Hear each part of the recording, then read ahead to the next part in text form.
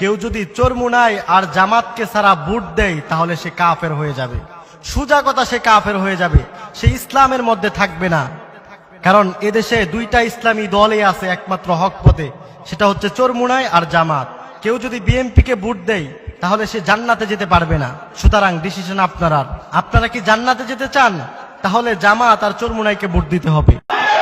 সঠিক জান্নাত মওদুদে দিতে পারবে না, সঠিক জান্নাত গোলাম আজম দিতে পারবে না, সঠিক জান্নাত নিজামী দিতে, সঠিক জান্নাত সাইদি দিতে, সঠিক জান্নাত দিতে চাইলে শেরে বাঙ্গালার দরবারে যেতে হবে।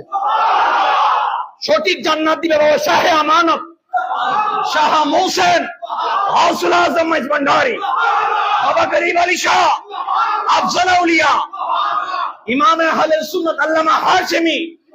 এনারা কি দিবে? সঠিক জান্নাতের দিশা দিবে। তোমরা আবার কই জান্নাত খোঁজো? আল্লাহ পাক আমাদেরকে সঠিক জান্নাতের সন্ধান নেবার তৌফিক দান করুন।